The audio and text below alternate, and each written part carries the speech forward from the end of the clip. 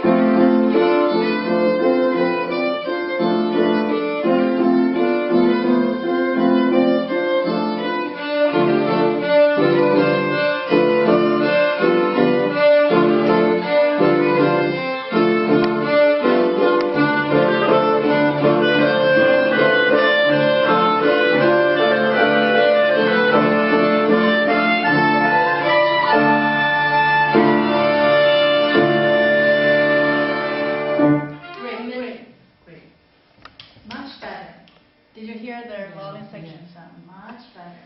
As a composer, how do you think about the performance of your piece? I was very pleased. Well, we made lots of improvements, and the nice thing about working with a group is that we get to spend so many like Thursdays and after school practicing with it. And at first you're not sure, and you make some changes, and it never turns out exactly the same way that you originally intended it to be. But you let the change be made because you're not exactly sure. You know, because I'm not a violin player, and I hear from one of the violin players like, well, this won't work. We have to vote this other way. And so I have to, accommodate changes, but the real structure of the song doesn't change. But we get to work with it, and slowly the group improves. And at the end, I'm usually like very pleased with what comes out. Yeah, we're so lucky to play with live composers here. Composer normally we play pieces that composers already died. We don't know what exactly he likes. Now you know exactly that's what he wants. What do you wish this group would improve to make your composition more up to your?